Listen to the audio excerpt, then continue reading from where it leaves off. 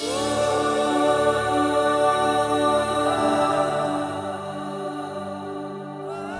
is the purpose of your life and the purpose of God's call and election in your life. This is the great promises in the Bible that God calls you to obtain His kingdom and glory. എനിക്കായൊരു ഭവനം ഉയരെ അങ്ങുയരെ ഒരുങ്ങിയിടുന്നു ദൈവസന്നിധിയിൽ. ദൈവത്തിൻ കയ്യാൽ നിർമ്മിതമാം ഭവനം ഒരുങ്ങിയിടുന്നു അങ്ങുയരെ. എനിക്കായൊരു ഭവനം ഉയരെ അങ്ങുയരെ ഒരുങ്ങിയിടുന്നു ദൈവസന്നിധിയിൽ. ദൈവത്തിൻ കയ്യാൽ നിർമ്മിതമാം ഭവനം ഒരുങ്ങിയിടുന്നു അങ്ങുയരെ. പതിനായിരങ്ങളിൽ സുന്ദരനെ ഞാൻ കാണുമേ, തേജോമയനാമൻ പിതാവിനെ ഞാൻ കാണുമേ. പതിനായിരങ്ങളിൽ സുന്ദരനെ ഞാൻ കാണുമേ, തേജോമയനാമൻ പിതാവിനെ ഞാൻ കാണുമേ.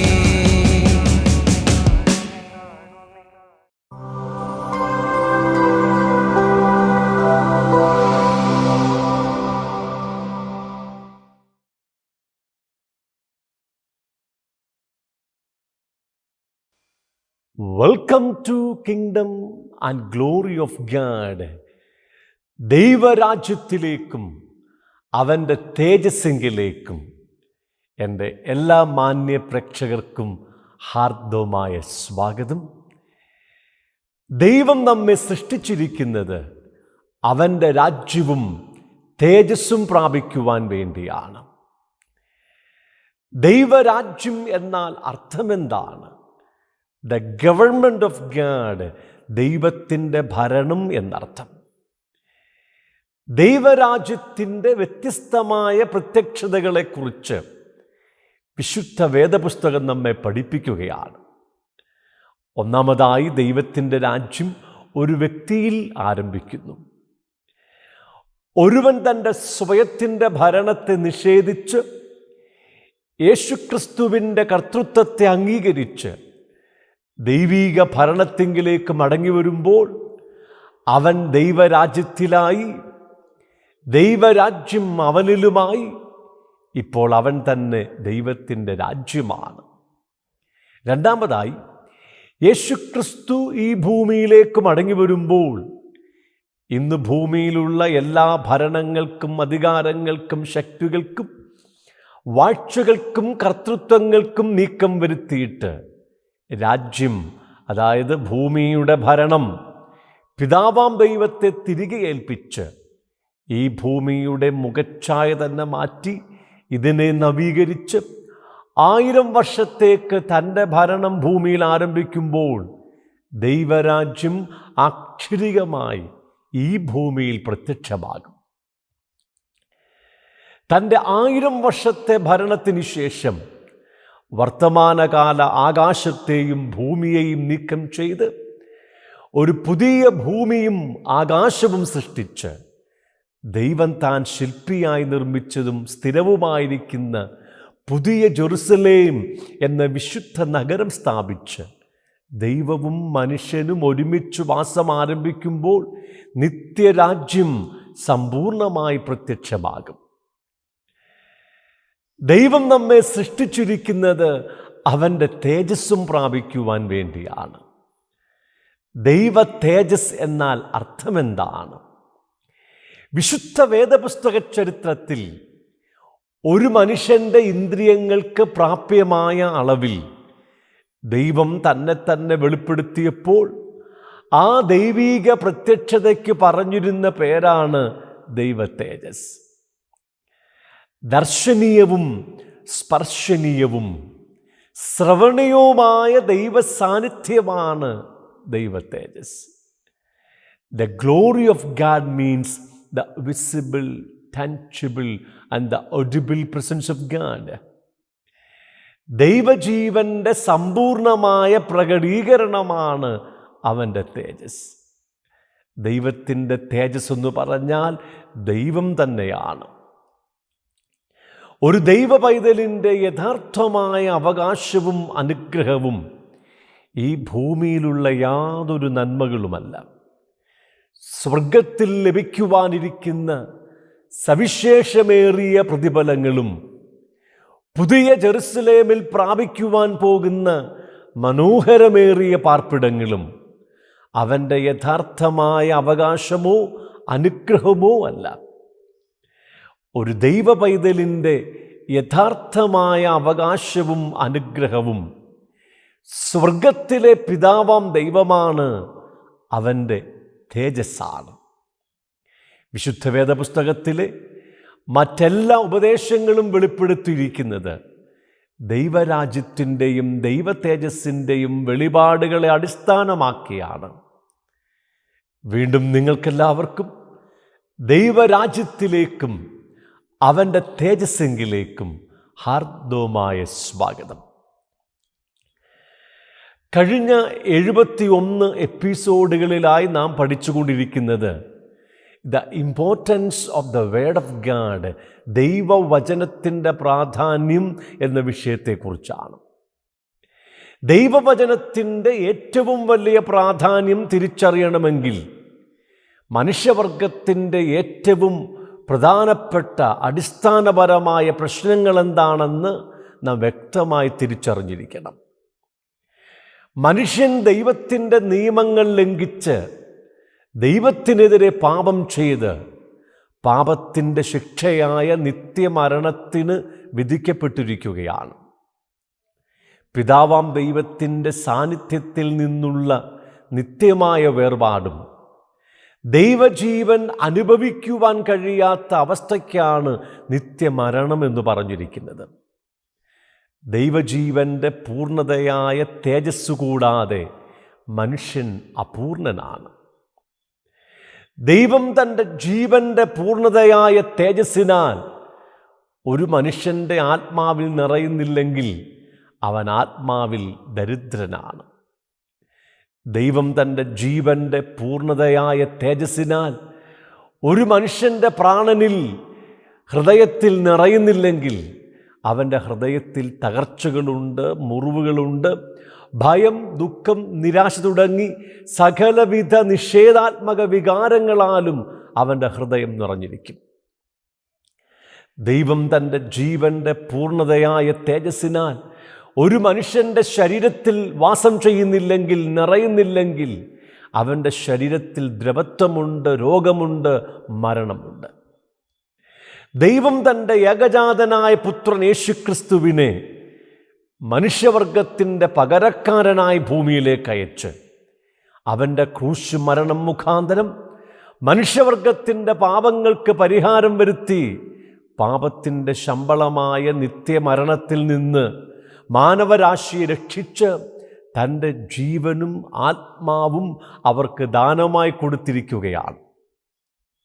ഇപ്പോൾ യേശുക്രിസ്തുവിനെ വിശ്വസിക്കുന്ന ഒരുവൻ്റെ ആത്മാവിലേക്ക് ദൈവജീവനും ആത്മാവും പ്രവേശിച്ച് അവനെ ദൈവത്തിൽ നിന്നും ജനിപ്പിച്ച് ദൈവത്തിൻ്റെ മകനാക്കി തീർക്കുകയാണ്. ഇനി ഓരോ നിമിഷവും ജീവൻ്റെ സമൃദ്ധിയിലേക്ക് അവനൊരു വളർച്ചയുണ്ട്. എങ്ങനെയാണ് ഈ ജീവൻ്റെ സമൃദ്ധിയിലേക്ക് വളരുന്നത്? യേശു കർത്താവ് പറഞ്ഞത്, ഞാൻ നിങ്ങളോട് സംസാരിച്ചിരിക്കുന്ന വചനങ്ങൾ ആത്മാവും ജീവനുമാണ്. അതായത് ഓരോ വിശുദ്ധ തിരുവെഴുത്തുകളും ദൈവജീവനാലും ആത്മാവാലും നിറഞ്ഞിരിക്കുകയാണ്. വചനം നമ്മുടെ അകത്തേക്ക് വരുമ്പോൾ വചനം ജീവനായിത്തീരുന്നു, വചനം ആത്മാവായിത്തീരുന്നു. ഏദൻ തോട്ടത്തിൽ ആദമിൻ്റെ മുമ്പാകെ ജീവൻ്റെ വൃക്ഷവും ജ്ഞാനത്തിൻ്റെ വൃക്ഷവും ഉണ്ടായിരുന്നു. എന്നാൽ ആദം ജീവനെ ത്യജിച്ച് ജ്ഞാനത്തെ തിരഞ്ഞെടുത്തു. ഇന്നും ദൈവത്തിൻ്റെ ജനം ആദം ചെയ്ത അതേ പാപം വിശുദ്ധ വേദപുസ്തകം തുറക്കുമ്പോൾ ആവർത്തിച്ചു കൊണ്ടിരിക്കുകയാണ്. വേദപുസ്തകം വായിക്കുന്നത്, പഠിക്കുന്നത്, പഠിപ്പിക്കുന്നത് ജീവൻ പ്രാപിക്കുവാൻ വേണ്ടിയാണോ അതോ കേവലം ജ്ഞാനം പ്രാപിക്കുവാൻ വേണ്ടിയാണോ? സദൃശവാക്യങ്ങളുടെ പുസ്തകം 4-ാം അധ്യായം 20-ാം വാക്യം തുടങ്ങിയാണ് നാം പഠനം ആരംഭിച്ചത്. ദൈവവചനങ്ങൾക്ക് നാം ഏറെ ശ്രദ്ധ കൊടുക്കണം.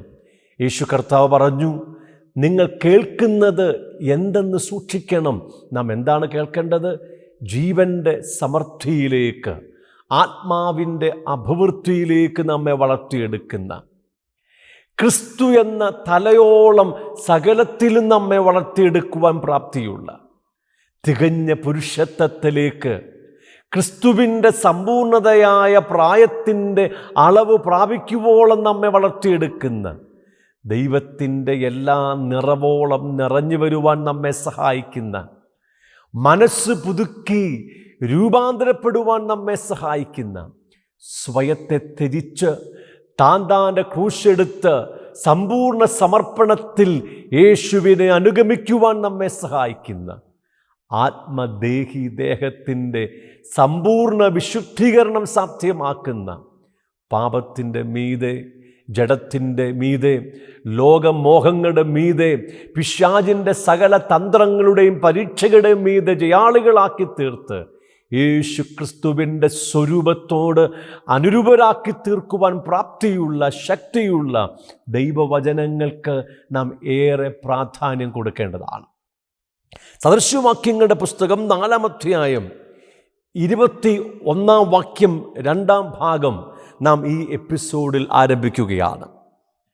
നിന്റെ ഹൃദയത്തിൻ്റെ നടുവിൽ അവയെ സൂക്ഷിച്ചു വെക്കുക.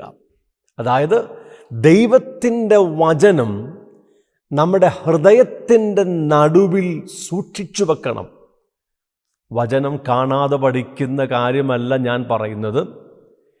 പരിശുദ്ധാത്മാവ് ഒരു വചനം നമുക്ക് പ്രകാശിപ്പിച്ചു തന്ന്, ജ്ഞാനത്തിൻ്റെയും വെളിപാടിൻ്റെയും ആത്മാവിനാൽ നമ്മുടെ ഹൃദയദൃഷ്ടികളെ പ്രകാശിപ്പിച്ച്, ബുദ്ധിയെ തുറന്ന്, ബുദ്ധിയെ പ്രകാശിപ്പിച്ച്, വചനം നമ്മുടെ ഉള്ളിലേക്ക് പ്രവേശിച്ച്, വചനം ജീവനായി തീർന്ന്, വചനം ആത്മാവായി തീർന്ന് നമ്മുടെ ഹൃദയത്തിൻ്റെ നടുവിൽ താമസം ആരംഭിക്കുകയും ക്രമേണ വചനം നമ്മുടെ അകത്ത് അതിൻ്റെ ഫലം വഹിക്കാൻ തുടങ്ങുകയും നമ്മിൽ മാംസമായി തീരുകയും ചെയ്യുന്ന അനുഭവത്തെക്കുറിച്ചാണ് നാം പഠിച്ചുകൊണ്ടിരിക്കുന്നത്. ദൈവത്തിൻ്റെ വചനം നമ്മുടെ ഹൃദയത്തിൻ്റെ നടുവിൽ സൂക്ഷിച്ചെങ്കിൽ മാത്രമേ വിജയകരമായിരിക്കുന്ന ഒരാത്മീയ ജീവിതത്തിൽ നമുക്ക് മുന്നേറുവാൻ കഴിയുകയുള്ളൂ. പഴയ ഉടമ്പടി പ്രകാരം ദൈവത്തിൻ്റെ വചനം കൽപ്പലകയിലായിരുന്നു രേഖപ്പെടുത്തി വച്ചിരുന്നത്. എന്നാൽ പുതിയ ഉടമ്പടിയിൽ ദൈവത്തിൻ്റെ വചനം ഒരുവൻ്റെ ഹൃദയത്തിൽ, അവൻ്റെ ഹൃദയത്തിൻ്റെ മാംസള പലകയിൽ പരിശുദ്ധാത്മാവ് രേഖപ്പെടുത്തുകയാണ്. യെരമ്യാ പ്രവാചകന്റെ പുസ്തകം 31-ാം അധ്യായം 33-ാം വാക്യം ഞാൻ വായിച്ചു കേൾപ്പിക്കാം. എന്നാൽ ഈ കാലം കഴിഞ്ഞ ശേഷം ഞാൻ ഇസ്രായേൽ ഗൃഹത്തോട് ചെയ്യുവാനിരിക്കുന്ന നിയമം ഇങ്ങനെയാകുന്നു: ഞാൻ എൻ്റെ ന്യായപ്രമാണം അവരുടെ ഉള്ളിലാക്കി അവരുടെ ഹൃദയങ്ങളിൽ എഴുതും.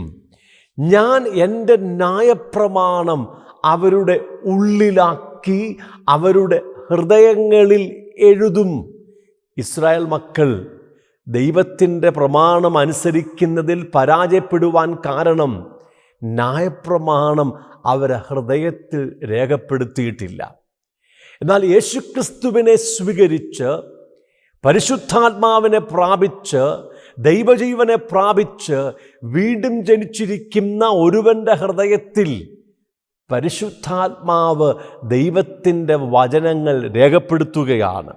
യെഹെസ്കേലിൻ്റെ പ്രവചനം 36-ാം അധ്യായം അതിൻ്റെ 26-ാം വാക്യം വായിച്ചു കേൾപ്പിക്കാം.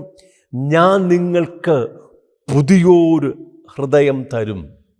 ഇസ്രായേൽ മക്കൾക്ക് ദൈവത്തിൻ്റെ ന്യായപ്രമാണത്തെ സ്വീകരിപ്പാനും സംഗ്രഹിപ്പാനും അനുസരിപ്പാനും തക്ക ഒരു ഹൃദയമില്ലായിരുന്നു. എന്നാൽ യേശുവിനെ സ്വീകരിച്ച എല്ലാവർക്കും ദൈവം ഒരു പുതിയ ഹൃദയം കൊടുത്തിട്ടുണ്ട്. നിങ്ങൾക്ക് പുതിയൊരു ഹൃദയം തരും, പുതിയൊരാത്മാവിനെ ഞാൻ നിങ്ങളുടെ ഉള്ളിലാക്കും. കല്ലായുള്ള ഹൃദയം ഞാൻ നിങ്ങളുടെ ജഡത്തിൽ നിന്ന് നീക്കി മാംസമായുള്ള ഹൃദയം നിങ്ങൾക്ക് തരും. അതായത് കർത്താവിനെ സ്വീകരിപ്പാൻ, ദൈവത്തോട് പ്രിയമുള്ള, വചനത്തെ സംഗ്രഹിപ്പാൻ പ്രാപ്തിയുള്ള, വചനത്തെ അനുസരിപ്പാൻ ഇഷ്ടമുള്ള ഒരു ഹൃദയം ദൈവം നമുക്ക് തന്നിരിക്കുകയാണ്. എന്നിട്ട് 27 വാക്യം പറയുന്നു, ഞാൻ എൻ്റെ ആത്മാവിനെ നിങ്ങളുടെ ഉള്ളിലാക്കി നിങ്ങളെ എൻ്റെ ചട്ടങ്ങളിൽ നടക്കുമാറാക്കും. നിങ്ങൾ എൻ്റെ വിധികളെ പ്രമാണിച്ച് അനുഷ്ഠിക്കും. അതായത് ദൈവം നമുക്ക് പുതിയൊരു ഹൃദയം തരുന്നു. അവൻ നമുക്ക് പുതിയ ഒരാത്മാവിനെ തരുന്നു. അത് വീണ്ടും ജനിച്ച മനുഷ്യ ആത്മാവാണ്. മൂന്നാമതായി ദൈവം തൻ്റെ ആത്മാവിനെ നമ്മുടെ ഉള്ളിലാക്കി വെക്കുകയാണ്. അങ്ങനെ പുതിയ ഹൃദയത്തിൽ പരിശുദ്ധാത്മാവിൻ്റെ പ്രവർത്തനം മൂലം ദൈവത്തിൻ്റെ വചനം എഴുതി ചേർക്കുകയാണ്. ആ ഭാഗം പറഞ്ഞിരിക്കുന്നത്, എൻ്റെ ആത്മാവിനെ നിങ്ങളുടെ ഉള്ളിലാക്കി നിങ്ങളെ എൻ്റെ ചട്ടങ്ങളിൽ നടക്കുമാറാക്കും. നിങ്ങൾ എൻ്റെ വിധികളെ പ്രമാണിച്ച് അനുഷ്ഠിക്കും. പരിശുദ്ധാത്മാവ് നമ്മുടെ ഹൃദയത്തിൽ വാസം ചെയ്യുന്നതുകൊണ്ടാണ് നമുക്ക് ദൈവത്തിൻ്റെ ചട്ടങ്ങളിൽ, ദൈവത്തിൻ്റെ പ്രമാണങ്ങളിൽ, ദൈവത്തിൻ്റെ വിധികൾക്കൊത്തവണ്ണം നടക്കുവാൻ സഹായമായി തീരുന്നത്.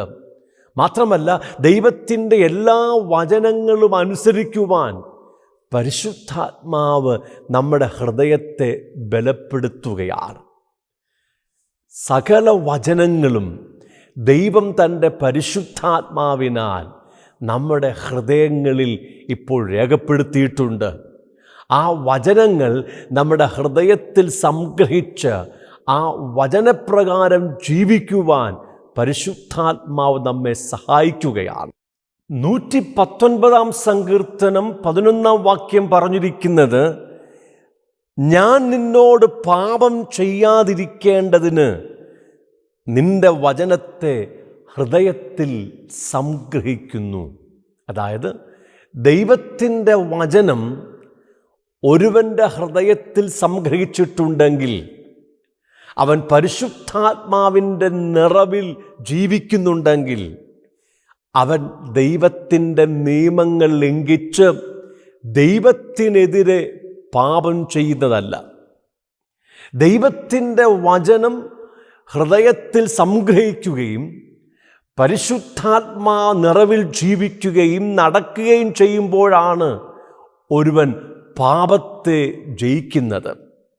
ഞാൻ നിന്നോട് പാപം ചെയ്യാതിരിക്കേണ്ടതിന് നിന്റെ വചനത്തെ ഹൃദയത്തിൽ സംഗ്രഹിക്കുകയാണ്. നമ്മുടെ ജഡത്തിൽ അനേകമായ മോഹങ്ങൾ, ദുർമോഹങ്ങളുണ്ട്. ആ ദുർമോഹങ്ങളും ദുർചിന്തകളും എഴുന്നേറ്റ് വരുമ്പോൾ നമ്മുടെ അകത്തിരിക്കുന്ന വചനത്തിൻ്റെ ശക്തിയാൽ നാം ആ ദുർമോഹങ്ങളെയും ദുർചിന്തകളെയും പിടിച്ചടക്കുകയാണ്. പിശാച് ഏത് നിമിഷവും ദൈവജനത്തിനെതിരെ വ്യത്യസ്തമായ തന്ത്രങ്ങളിലൂടെ, വ്യത്യസ്തമായ പരീക്ഷകളിലൂടെ പ്രവർത്തിച്ചു കൊണ്ടിരിക്കുകയാണ്. പിശാചിൻ്റെ തന്ത്രങ്ങളെ എതിർക്കേണ്ടതിന്, പരീക്ഷകളിൽ ജയം നേടേണ്ടതിന് നമ്മുടെ ഹൃദയത്തിൽ വചനം സംഗ്രഹിച്ചു വെക്കേണ്ടത് ഏറ്റവും വലിയ ആവശ്യമായ ഘടകമാണ്. പരീക്ഷയിൽ അകപ്പെടുമ്പോൾ, പിശാചിൻ്റെ തന്ത്രങ്ങളിൽ നാം അകപ്പെടുമ്പോൾ, ഏത് തന്ത്രമാണോ, ഏത് പരീക്ഷകളാണോ നമുക്കെതിരെ വരുന്നത്, അതിനെതിരെ വായ് തുറന്ന് പറയുവാൻ നമ്മുടെ ഹൃദയത്തിൽ വചനം ആവശ്യമാണ്. അങ്ങനെ പിശാചിൻ്റെ തന്ത്രങ്ങൾക്കെതിരെ, പരീക്ഷകൾക്കെതിരെ നമ്മുടെ അകത്തുള്ള വചനം വാ തുറന്ന് പറയുമ്പോഴാണ് നാം ആ പരീക്ഷകളെ പ്രലോഭനങ്ങളെ, തന്ത്രങ്ങളെ ജയിക്കുന്നത്. പിശാച് ഭയത്തെ നമ്മുടെ ഹൃദയത്തിൽ കൊണ്ടുവരുമ്പോൾ, ഭയത്തിൻ്റെ ചിന്തകളെ നമ്മിലേക്ക് കൊണ്ടുവരുമ്പോൾ, ഭയത്തിനെതിരെ സംസാരിക്കുവാൻ നമ്മുടെ ഹൃദയത്തിൽ ഒരു വചനമുണ്ടായിരിക്കണം. ഭയപ്പെടേണ്ട, ഞാൻ നിന്നോടുകൂടെയുണ്ട്. ഭ്രമിച്ചു നോക്കേണ്ട, ഞാൻ നിൻ്റെ ദൈവമാകുന്നു. അങ്ങനെ ഒരു വചനം നമ്മുടെ ഹൃദയത്തിൽ ഉണ്ടെങ്കിൽ മാത്രമേ ആത്മീയ യുദ്ധത്തിൽ നമുക്ക് ജയിക്കുവാനായിട്ട് കഴിയുകയുള്ളൂ. അതുകൊണ്ട് 37-ാം സങ്കീർത്തനം 31-ാം വാക്യം ഇങ്ങനെ പറഞ്ഞിരിക്കുന്നു: തൻ്റെ ദൈവത്തിൻ്റെ ന്യായപ്രമാണം അവൻ്റെ ഹൃദയത്തിലുണ്ട്, അവൻ്റെ കാലടികൾ വഴുതുകയില്ല. അതായത് ദൈവത്തിൻ്റെ വചനം ഒരുവൻ്റെ ഹൃദയത്തിൽ സംഗ്രഹിച്ചിരിക്കുന്നത് കൊണ്ട് അവൻ്റെ കാലടികൾ വഴുതിപ്പോകയില്ല. അവൻ്റെ ജീവിതയാത്രയിൽ, അവൻ്റെ ആത്മീയ ജീവിതത്തിൽ അവന് വീഴ്ചയ്ക്ക് യാതൊരു കാരണവുമില്ല. കാരണം അവൻ ദൈവത്തിൻ്റെ വചനപ്രകാരമാണ് ജീവിക്കുന്നത്. അവൻ്റെ ഹൃദയത്തിൽ ദൈവത്തിൻ്റെ വചനമുള്ളതുകൊണ്ട് ശരി ഏതാണെന്നും തെറ്റേതാണെന്നും അവന് തിരിച്ചറിയുവാൻ പരിശുദ്ധാത്മാവ് ദൈവത്തിൻ്റെ ന്യായപ്രമാണത്തിലൂടെ അവന് വിവേകം കൊടുത്തിരിക്കുകയാണ്. 40-ാം സങ്കീർത്തനം 8-ാമത്തെ വാക്യം ഇങ്ങനെ പറഞ്ഞിരിക്കുന്നു: എൻ്റെ ദൈവമേ, നിൻ്റെ ഇഷ്ടം ചെയ്യുവാൻ ഞാൻ പ്രിയപ്പെടുന്നു, നിൻ്റെ ന്യായപ്രമാണം എൻ്റെ ഉള്ളിൽ ഇരിക്കുന്നു. ദൈവത്തിൻ്റെ പ്രമാണം, ദൈവത്തിൻ്റെ വചനം ഹൃദയത്തിൻ്റെ നടുവിൽ സംഗ്രഹിച്ചു വച്ചെങ്കിൽ മാത്രമേ ഒരുവന് ദൈവത്തിൻ്റെ ഇഷ്ടപ്രകാരം ജീവിക്കുവാൻ കഴിയുകയുള്ളൂ. നാം ഈ ഭൂമിയിൽ ജീവിക്കുമ്പോൾ ദൈവത്തിൻ്റെ ഇഷ്ടങ്ങൾ ചെയ്ത് ദൈവത്തെ പ്രസാദിപ്പിക്കേണ്ടത് ഏറ്റവും ആവശ്യമുള്ളൊരു കാര്യമാണ്.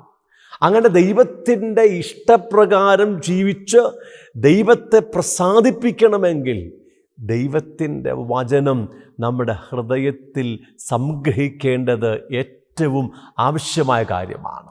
കൊലോസ്യർക്ക് എഴുതിയ ലേഖനം 3-ാം അധ്യായം 16-ാം വാക്യവും കൂടെ ഞാൻ നിങ്ങളെ വായിച്ചു കേൾപ്പിക്കാം.